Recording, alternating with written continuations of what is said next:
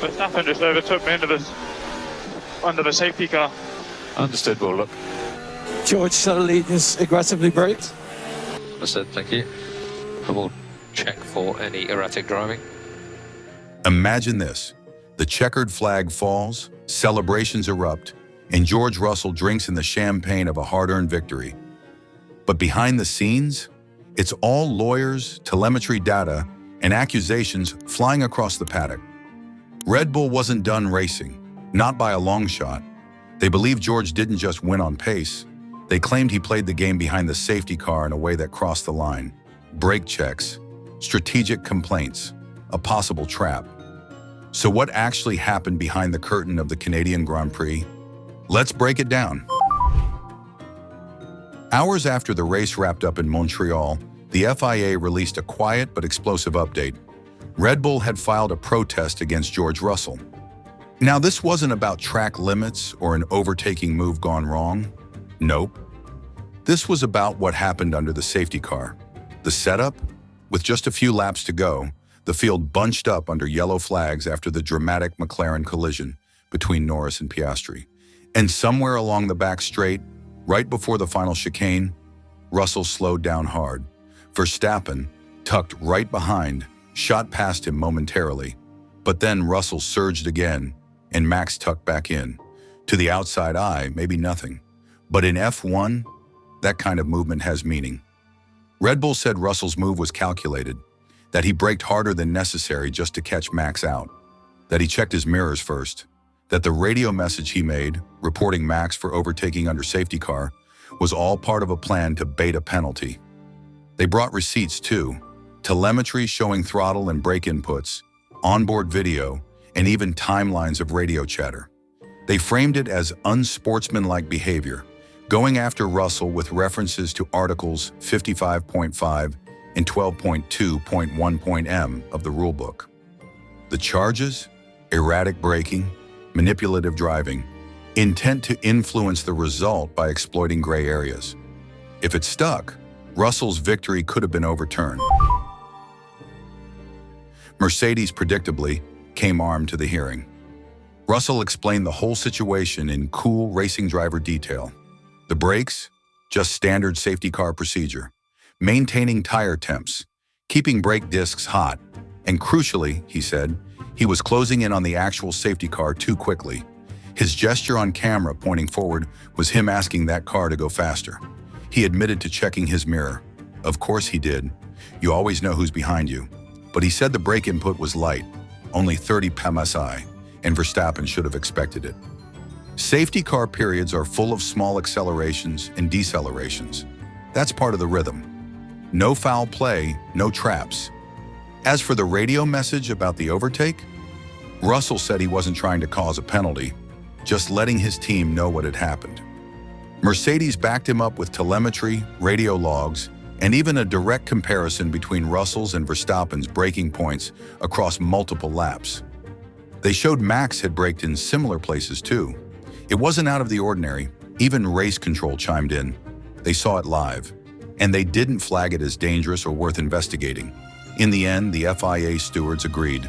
No rule was broken, no erratic driving, no manipulation of the race outcome.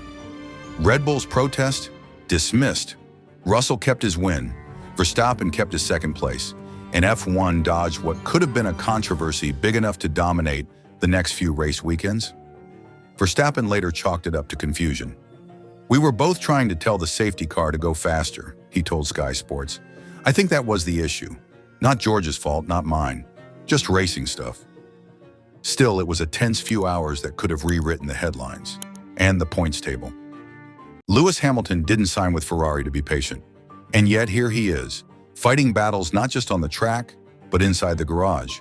The question now is, how long can one of F1's most decorated drivers keep holding back his frustration?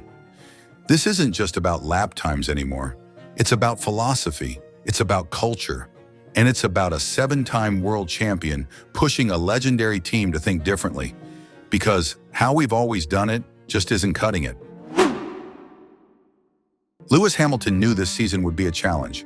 New team, new car, new systems. But what he didn't expect was to be pushing this hard inside the team just to get the SF25 to behave the way he needs it to.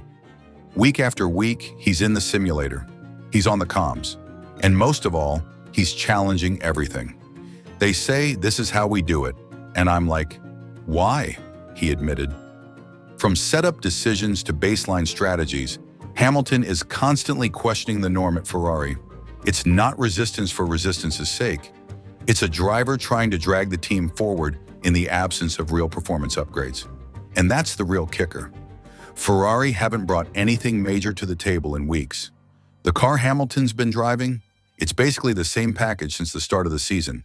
No new aero, no mechanical updates, just small tweaks and a whole lot of elbow grease. Look at the stats. Charles Leclerc still leads the internal battle. 3 podiums, more points, more top 5 finishes. But here's the twist. Hamilton is closing the gap fast. Since Monaco, he's found something. Not from an upgrade, but from within. He's been out-qualifying Leclerc more consistently. He's dialing in the car better. And he's getting more vocal about what Ferrari needs to do. We need upgrades, he said bluntly. We've improved in qualifying, sure. But to actually fight at the front, we need more than setup experiments. We need proper development. It's not just about this season either. Hamilton's thinking ahead. He knows 2025 is the final year of this car era. And while Ferrari still has a shot at second in the constructors, he's not hiding his true priority. I want a car that can win next year, he said. That's what matters. So now the pressure flips, not on Hamilton, but on Ferrari. Will they match the urgency of a driver who's giving them everything? Or will this be another season of almost and what ifs? One thing's clear. Lewis Hamilton didn't come to Ferrari to make up the numbers. He came to change the game. And judging by the way he's pushing behind the scenes, that game is already starting to shift. If you're as curious as we are about how this storyline plays out, hit that like button, subscribe, and drop your thoughts in the comments. Can Ferrari keep up with Hamilton's hunger? Or is this just the warm-up before he forces another team evolution, one setup tweak at a time?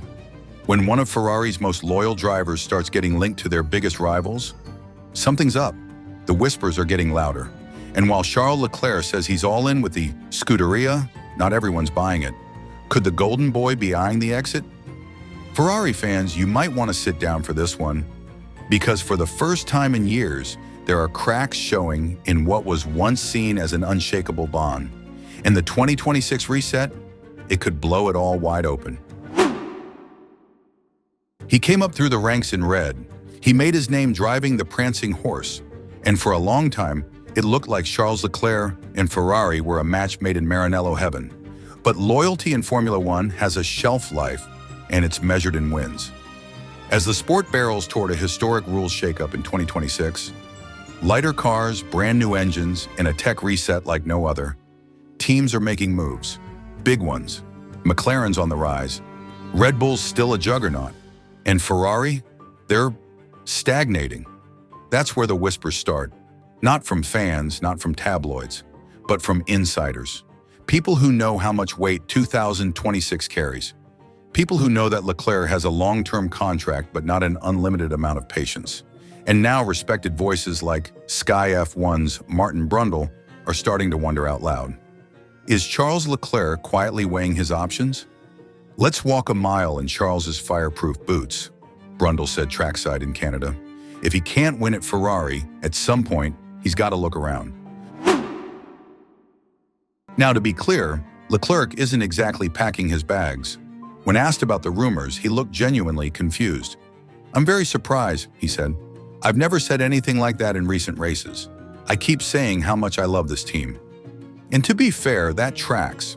Leclerc has always been the guy pushing for the rebuild, rallying behind team boss Fred Vasseur, even as headlines swirl about his future. He's partnered now with Lewis Hamilton. Ferrari's aiming for a reset. Everyone's talking about the vision they're building together. But here's the thing.